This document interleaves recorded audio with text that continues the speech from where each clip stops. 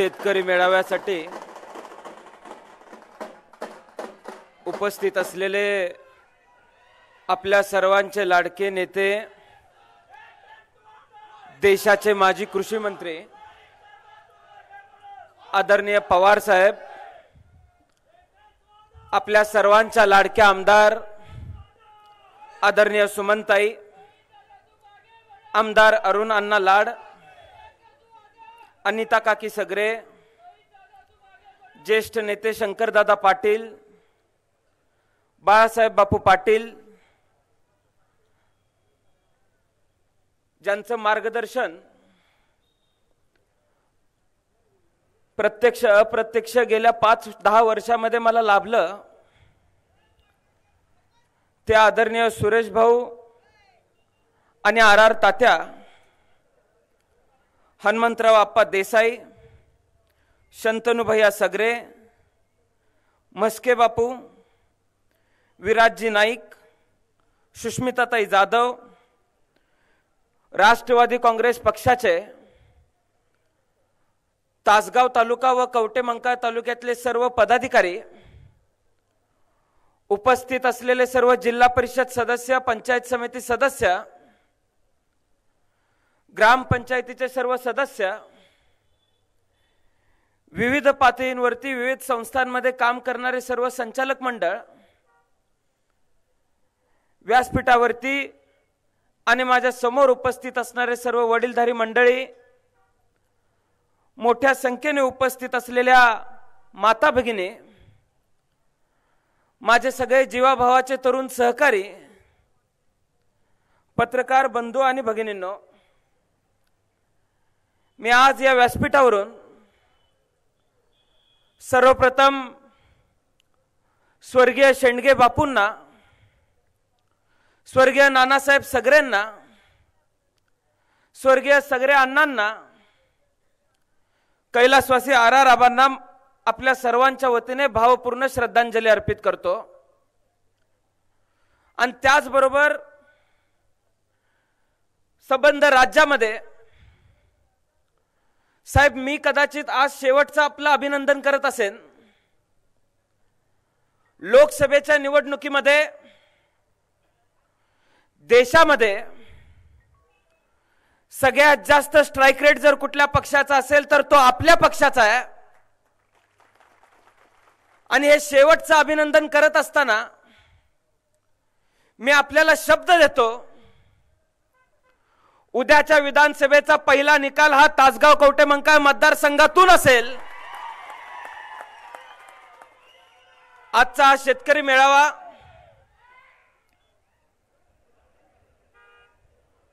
काळ्या आईची इमान इतबारे सेवा करणाऱ्या सर्व कष्टकऱ्यांचे प्रश्न समजून घेऊन दिवसभरात अनेक शेतकऱ्यांशी संवाद साधून, मग त्यामध्ये द्राक्ष उत्पादक शेतकरी होता, बेदाणा उत्पादक शेतकरी होता, ऊस उत्पादक शेतकरी होता, प्लास्टिकची फुलं बंद केली जावेत म्हणून फूल उत्पादक शेतकरी भेटले। या सगळ्यांच्या अडचणी समजून घेत आजच्या दिवसाचा समारोप हा शेतकरी मेळावा घेत होतोय। साहेब, कवटेमंकाळ तालुका हा एकेकाळी राज्यामध्ये कुठेही नाव घेतले तरी दुष्काळी तालुका म्हणून संबोधला जायचा। पण मला कवटेमंकाळ तालुका लागलाय असं मी ज्यावेळेस साहेबांना सांगितलं, त्यावेळेस मला साहेब म्हणले, रोहित, अलीकडे पलीकडे जिकडे बघल तिकडे ऊस दिसायला लागलाय, पाण्याची काय परिस्थिती आहे? जे स्वप्न आबांनी बघितलं होतं ते स्वप्न पूर्ण करण्याच्या दिशेने साहेब आम्हा सर्वांची वाटचाल चालू आहे। आबांनी या मतदारसंघाला शब्द दिला होता, या शहरामध्ये उभा राहून शब्द दिला होता की या मतदारसंघाचा कॅलिफोर्निया केल्याशिवाय मी स्वस्थ बसणार नाही। आज या शहराचं महत्त्व मी तुम्हाला सांगतो साहेब। ही शहर अंबाबाईची पांढरी असलेलं शहर आहे। यामध्ये कुणी ना कुणीतरी येऊन शब्द पूर्ण करावा लागतो, शब्द अपुरा ठेवून चालत नाही। वडिलांना शब्द पूर्ण करण्याची संधी मिळाली नाही, पण वडिलांच्या मागे त्यांचा शब्द पूर्ण केल्याशिवाय मी सुद्धा स्वस्थ बसणार नाही, हा शब्द मी तुम्हाला देतो. साहेब, आज महाराष्ट्राच्या अशा भागामध्ये आपला मेळावा होतोय ज्या भागामध्ये संतांची शिकवण रुजलेली आहे, छत्रपतींचे विचार रुजलेले आहेत.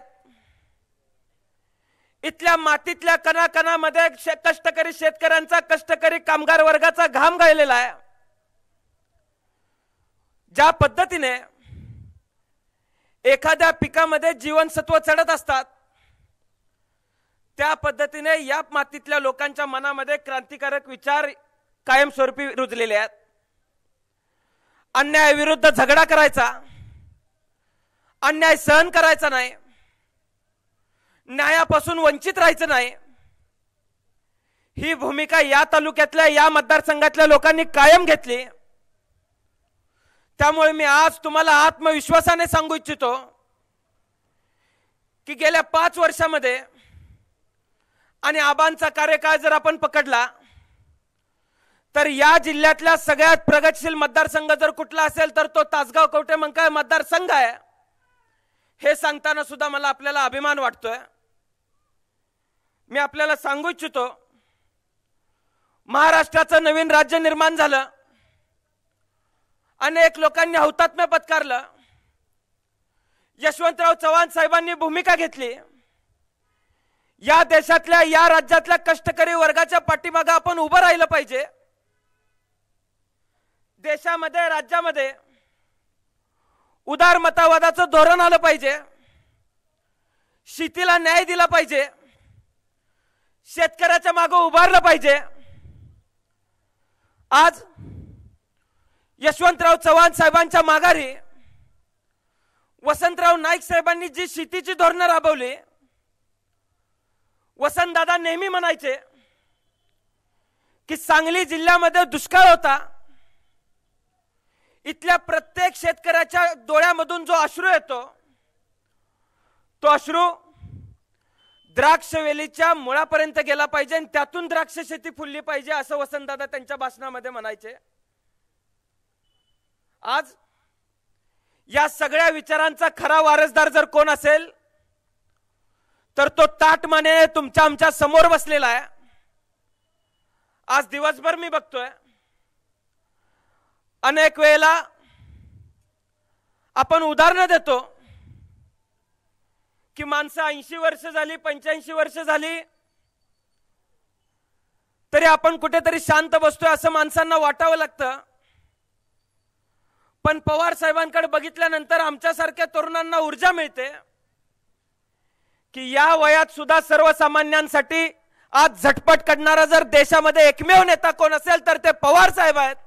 हे आपण सर्वांनी लक्षामध्ये घेण्याची आवश्यकता आहे. 1960 साली पवार साहेबांनी राजकारणामध्ये पदार्पण केलं,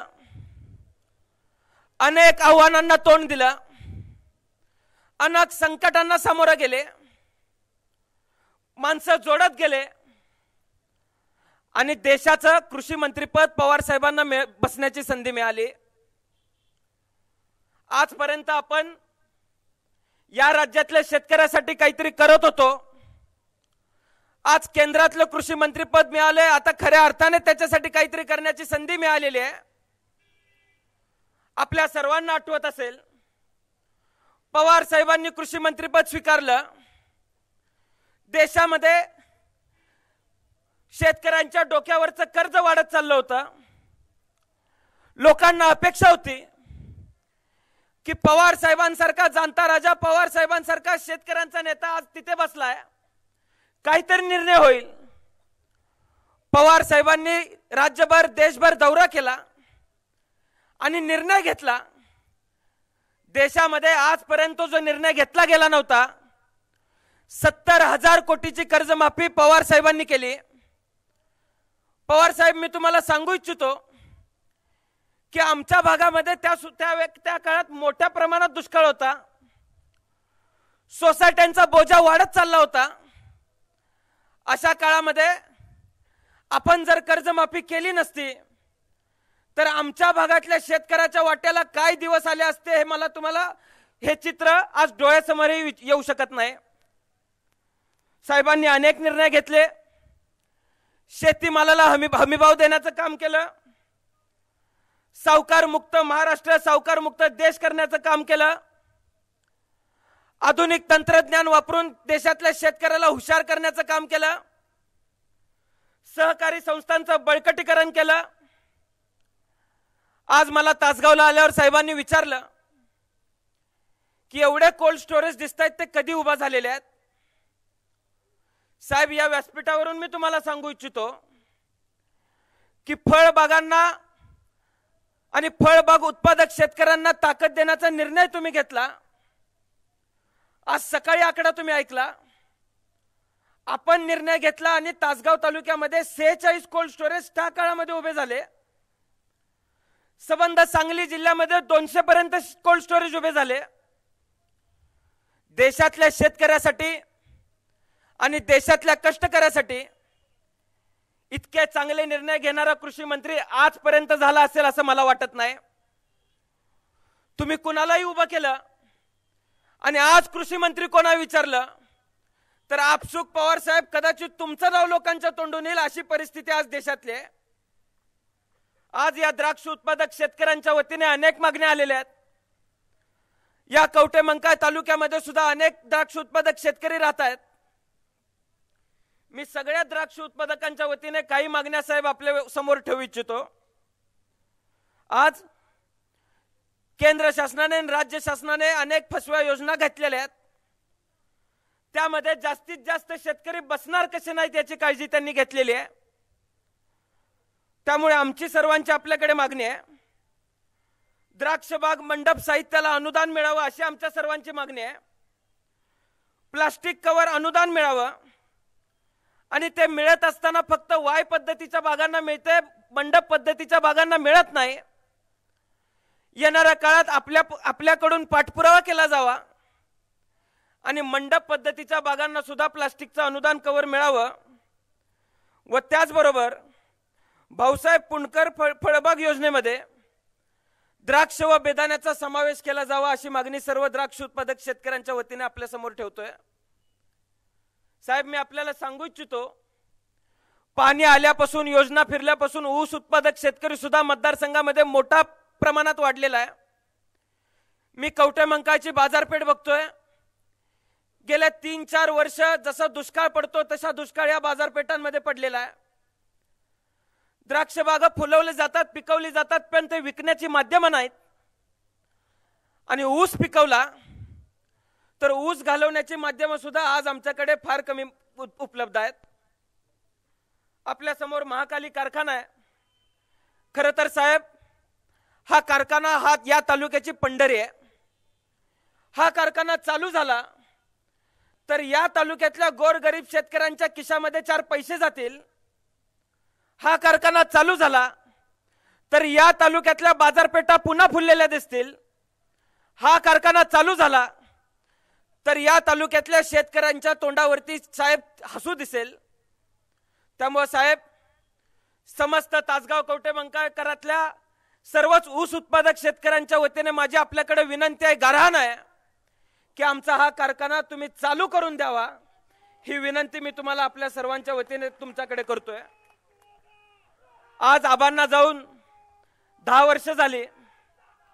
खरं तर आबांनी या मतदारसंघामध्ये कशा पद्धतीने काम केलं हे आज मला नव्याने सांगण्याची आवश्यकता नाही. आबांनंतरचा काळ आम्ही आठवतो. कधी कधी तो काळ पुन्हा एकदा डोळ्यासमोर उभा राहिला तर साहेब अंगावरती काटा मारतो. कशा पद्धतीने हे सगळं उभं राहिलं. अनेक लोकांचा विश्वास नव्हता आणि तो विश्वास व्यक्त करण्यासाठी, विश्वास संपादित करण्यासाठी आमदार सुमनताईंनी या मतदारसंघातले खेडोपाडी भेटी दिल्या. खेडोपाडी जाऊन संघटन उभं केलं. माझ्या आईला मी कष्ट करताना बघितलेला आहे, रात्रीचा दिवस करताना बघितलेला आहे आणि सुरेश भाऊंना असेल किंवा तात्यांना असेल मला मार्गदर्शन करताना बघितलेलं आहे. तालुक्यातले अनेक मार्गदर्शक असतील, आबांचे अनेक जुने लोक असतील, ती साहेब मार्गदर्शक बनून आमच्या समोर उभी राहिली. लहान मुलाला जसं बोट पकडून आपण चालायला शिकवतो तसं गेल्या 8-9 वर्षामध्ये या मतदारसंघातल्या लोकांनी मला बोट पकडून चालायला शिकवलेलं आहे. मी साहेब तुम्हाला सांगू इच्छितो, विकास कामांच्या बाबतीत देशामध्ये राज्यामध्ये कुठलंही सरकार असू दे, आमच्या लोकांनी मागणी केली, मी तिथं निधी आणून दिला नाही असा एकही प्रसंग नाही. प्रसंगी सुमनताईंबरोबर आठवड्याला जाऊन मंत्रालयामध्ये आम्ही पाठपुरावा केला आणि जास्तीत जास्त निधी आणण्याचं काम या मतदारसंघामध्ये केलं. गेल्या 1 सप्टेंबरला साहेब तुम्हाला आठवत असेल, मी आपल्याला एक विनंती केली होती. आबांची इच्छा होती की या मतदारसंघातल्या माळावरती MIDC उभी राहिली पाहिजे. 1997 पासून आबांची इच्छा होती. अनेक लोकांनी, समाजकंटकांनी विरोध केला होता. फक्त आबांना क्रेडिट मिळेल म्हणून या तालुक्यात MIDC होऊ न दिल्याचा घात काही लोकांनी घातला. लोकांची दिशाभूल केली आणि आबांचं ते काम पूर्ण होऊन दिलं नाही. साहेब, मागच्या 1 सप्टेंबरला मी मागणी केली. मी आपल्याकडे मागणी केली, अनेक वेळा पाठपुरावा केला.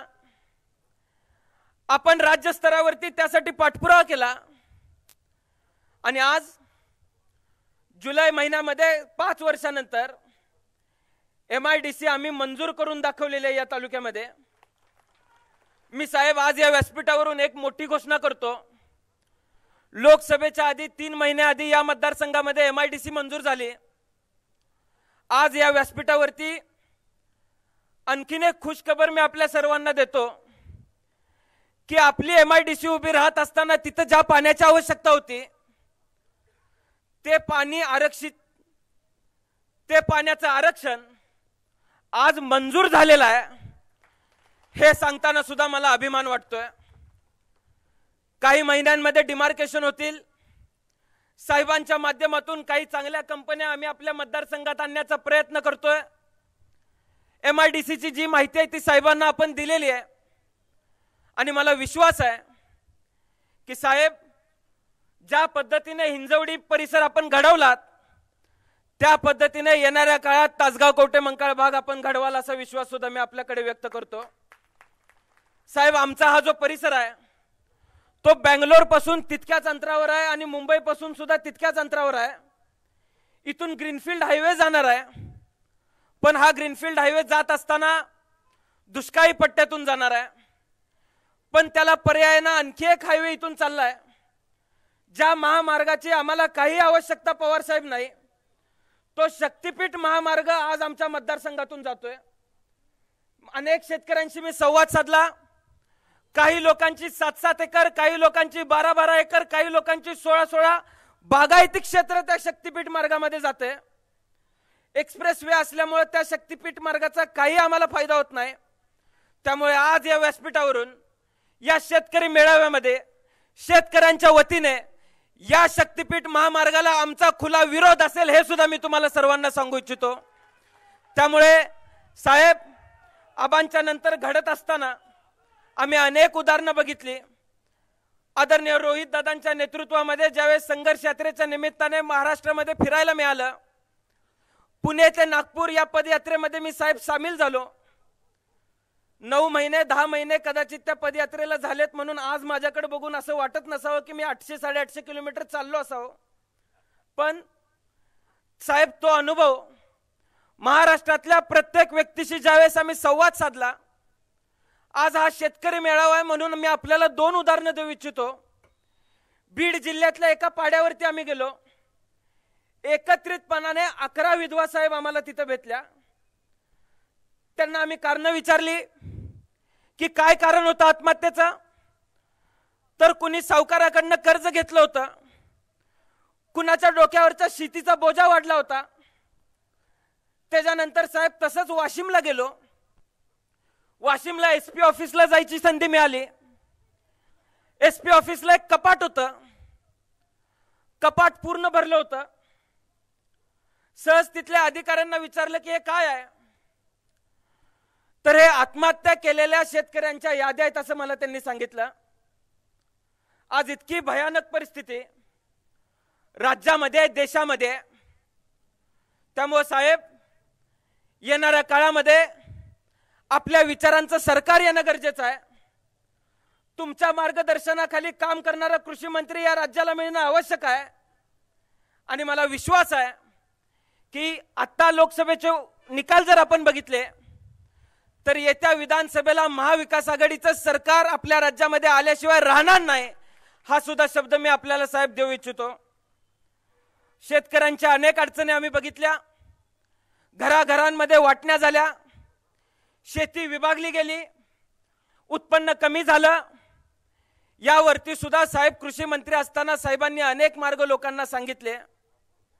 त्यामुळे आज शेतीला जोडधंदा देऊन चांगल्या प्रमाणात उत्पन्न आपल्याला शेतीला द्यायचं आहे, हे आपण सर्वांनी मिळून लक्षात ठेवूया।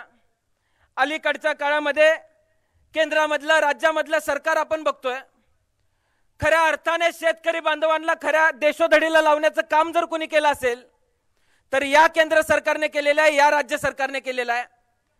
दिल्लीमध्ये हक्क, आपल्या हक्कांसाठी पंजाब मधले शेतकरी येऊन दिल्लीत आंदोलनाला बसले तर त्या आंदोलक शेतकऱ्यांना दहशतवादी म्हणून या सरकारमधल्या काही घटकांनी बोलले।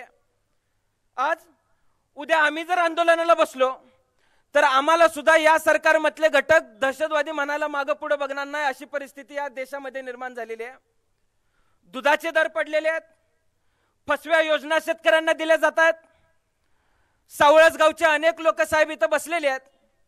मागच्या सरकारमध्ये आम्ही एका मंत्र्याकडे गेलो होतो की सावळस गावाला हक्काचं पाणी मिळावं, तर ते मंत्री म्हणले, जयंत पाटील साहेबांसह शिष्टमंडळ तिथं होतं, ते मंत्री म्हणले की जमत नसतील तर बागा काढून टाका।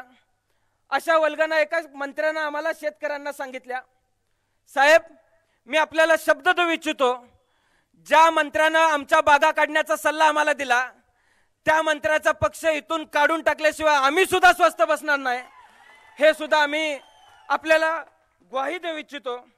आणि पुन्हा एकदा आज दिवसभर आपण तासगाव तालुक्यामध्ये, कवटेमंका तालुक्यामध्ये आम्हाला दिलात।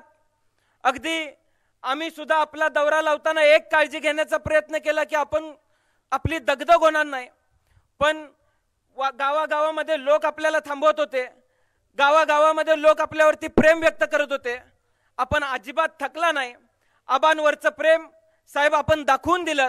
आणि मला निश्चितपणाने विश्वास आहे की आबा असताना ज्या पद्धतीने या मतदारसंघावरती तुमचं लक्ष होतं तेच येणाऱ्या काळात सुद्धा राहील, एवढीच इच्छा मी आज या शेतकरी मेळाव्यामध्ये व्यक्त करतो।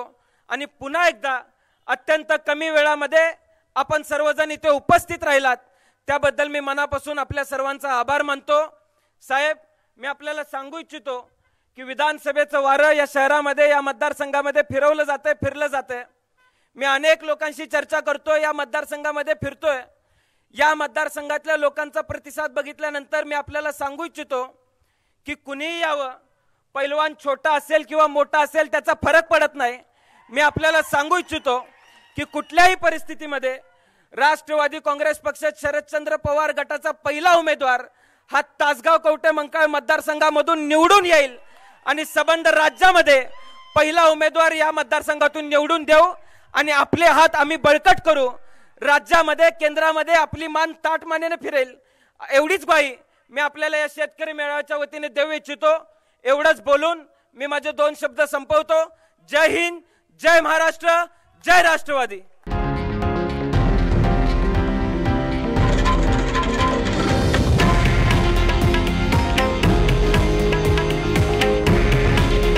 हे आहे देशातील नंबर 1 न्यूज नेटवर्क आणि आपण पाहत आहात TV9 मराठी। काळजी तुमची, हित महाराष्ट्राचं।